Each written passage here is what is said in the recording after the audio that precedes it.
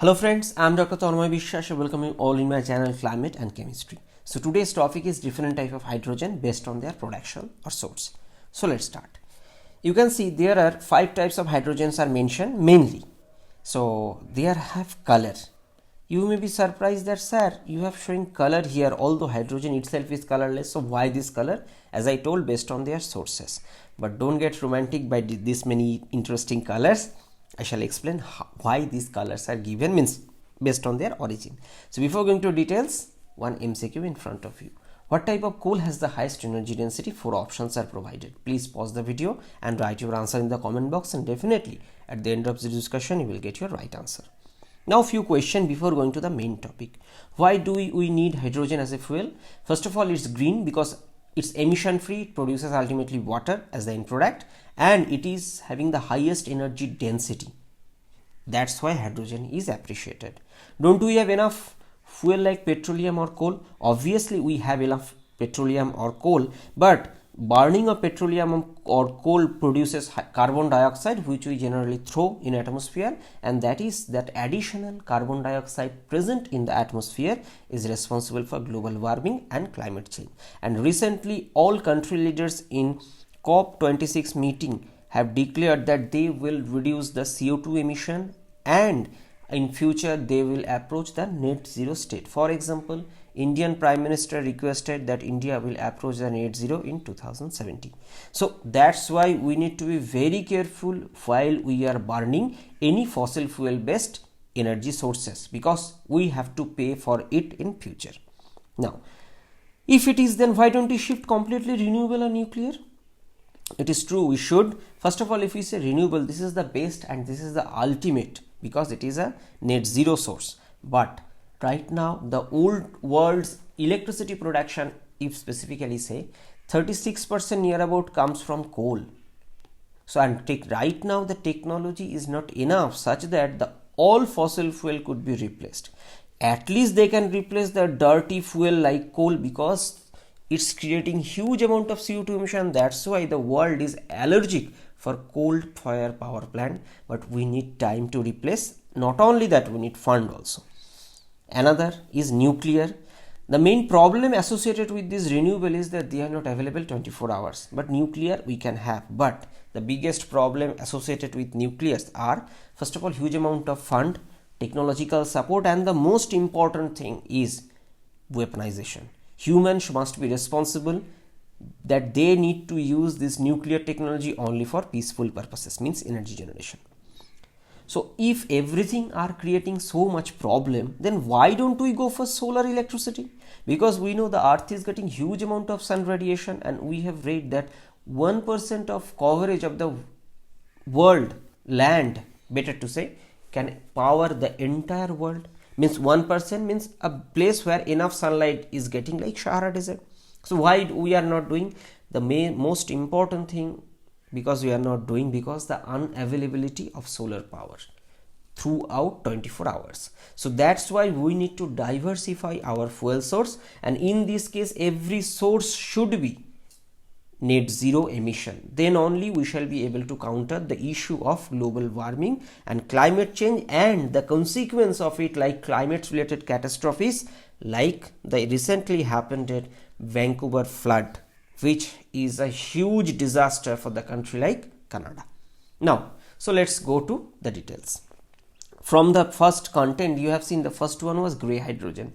These grey hydrogens are nothing but form of hydrogen which created from fossil fuel like coal and natural gas.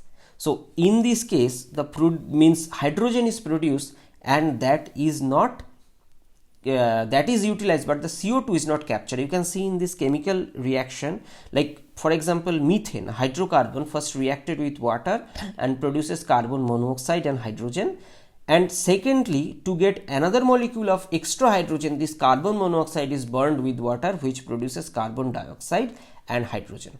So this carbon dioxide plays the main role, and that is the culprit for global warming and climate change. So that's why grey hydrogen is not a long-term solution, but right now it is produced in more than 98%, and that's why it is considered as climate killer.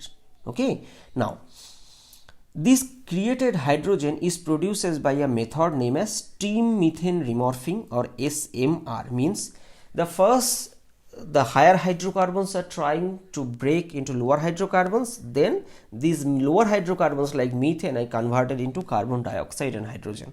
By the way, please don't get confused with the term catalytic remorphing, in which the linear hydrocarbons are converted into branch hydrocarbon such that the fuel efficiency or octane number at that fuel increases. So please be careful about the two terms.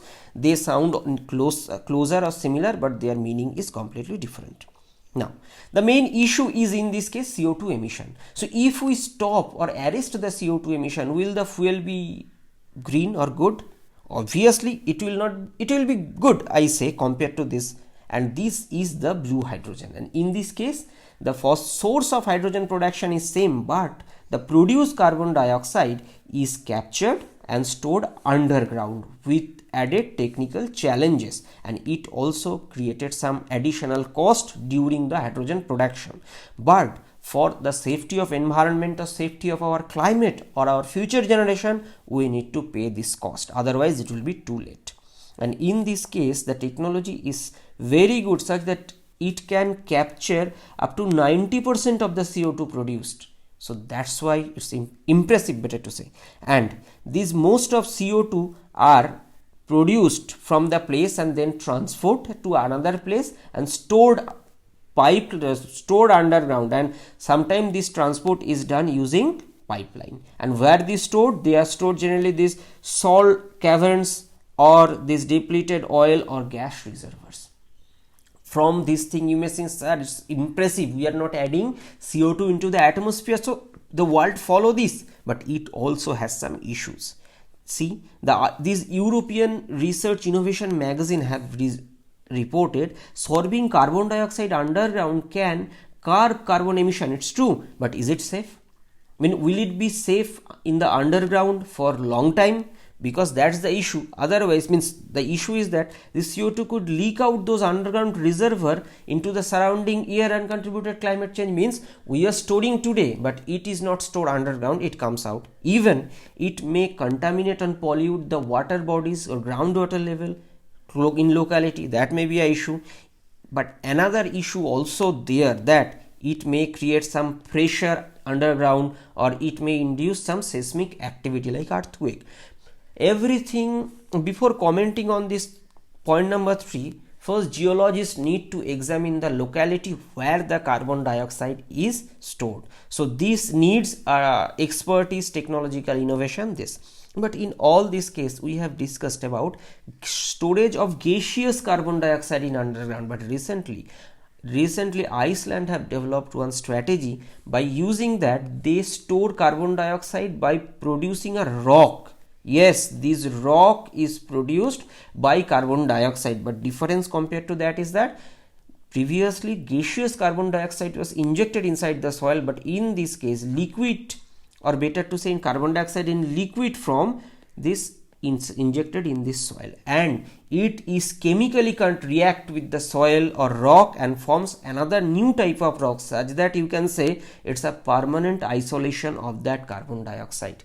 It is a chemical transformation of carbon dioxide into the rock. That's why this is impressive. But in every case, I say that more and more scientific research needed, and we need more funding such that we can carry out such kind of research in more large extent.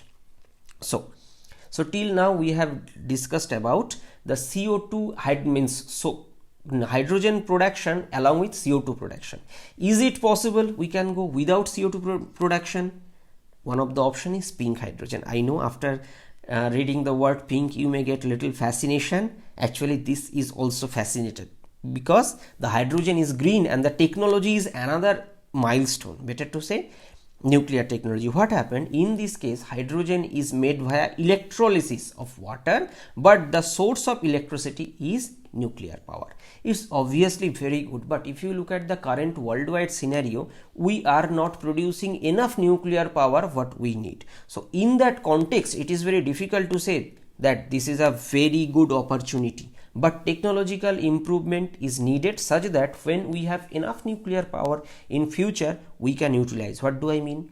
For example, a nuclear power plant producing a certain amount of energy in a continuous manner, either certainly its energy production, energy demand needed, but it is producing large excess. So what it will do, will it allow to the waste of this energy, or it will convert these electrical energy into the form of chemical energy and produce hydrogen, such that when needed this energy could be utilized for other purposes.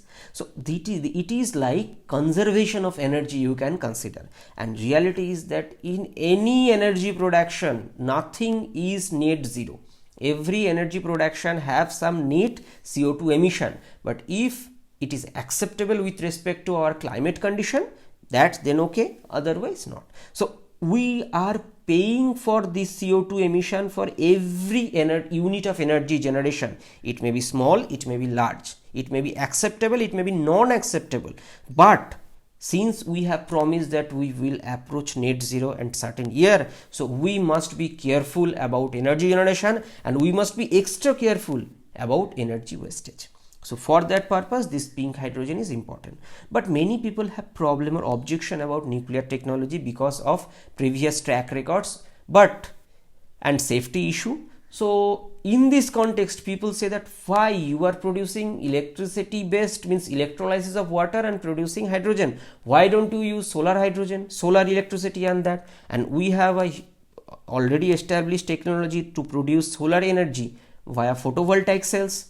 Yes, and that's called yellow hydrogen. And by the way, this yellow hydrogen is also a part of green hydrogen. Green hydrogen means this is one of the cleanest form of energy in the world, this green hydrogen, and the ultimate solution to achieve net zero emission, because the gas produced here with the help of electrolysis and the electricity is generated from renewable sources. Okay, now renewables mean everything is included, but in this case this yellow hydrogen for case only solar. So you can consider the yellow hydrogen belongs to the category of green hydrogen, but a specifically term.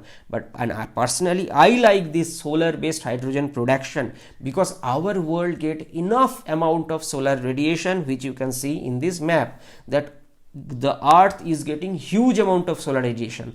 And for example, you are producing huge amount of solar energy and you don't need that much of energy, you should not waste that. You can convert water into hydrogen, store it in a particular facility or space, and utilize this hydrogen in the night time when you need to generate the power. In this way we can reduce the wastage of solar radiation. And in this case you can see where the solar energy radiation is higher. And by the way, one of the best position for solar energy generation is the desert area like Sahara, Arabian Peninsula, Indian desert, Australian desert, American desert, those places. So those places got significant amount of sunlight, and the local people concentration or agricultural output at those places are very less. So if we utilize those places for energy generation, either in the form of electricity or in the form of hydrogen, eventually it will benefit the society and reduce the carbon footprint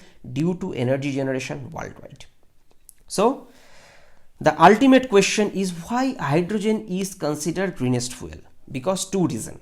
First one is it produces water which is benign, which is actually not polluting. That's why it is called greenest. And second option, you can consider that okay, battery is also greenest, but energy density matters, because during this chemical reaction hydrogen and oxygen react, and this oxygen you don't need pure, air is enough. So the aerial oxygen react and produces huge amount of energy, and if you compare this thing with this battery thing, you can see what is the difference. But every technology is important on its own use and position, but we can say hydrogen is really impressive because of its excessive higher energy density. And if you can compare this hydrogen with existing energy producing sources like diesel, petrol, or even natural gas, see it produces more energy compared to natural gas, and this water is not a polluting agent for our climate. So that's why it is too much impressive. Now some people ask why we are then investing on lithium ion battery or nuclear power, not on hydrogen. If it is so much good, we should invest. Why we are not using? Because every technology has its own importance. Hydrogen is a kind of fuel, but we don't get hydrogen free in our atmosphere. We do not have. So consequently, we need to produce hydrogen by some energy. For example, that is nuclear power, that as I told, pink hydrogen, or solar hydrogen, that is yellow hydrogen. And lithium ion battery and hydrogen both are actually storing the energy and supplying when it needed. Okay, lithium, in case of battery, both are chemical transformation of this electricity, but its use is different. For example, storage, or you may consider transport of this hydrogen is difficult. Some safety issue there in transport sector like fuel. Although right now huge amount of research is going on in the field of hydrogen based fuel cell to run a car, but till now it is not commercially utilized that much, whereas lithium ion battery produced in large scale worldwide. So we need to try every attempt possible to reduce the CO2 emission. So for that case, lithium ion battery is important. So transport, but if you say energy storage extent, hydrogen is less. So for example, you need to store energy for a city, then hydrogen is good. You need to store energy to go 10 kilometers or 10 miles, then lithium ion battery is good. Everything has its every importance. So we must try from every aspect. Okay, so let's come to our MCQ. Which type of coal has the highest energy density? The answer is option D, anthracite. Why?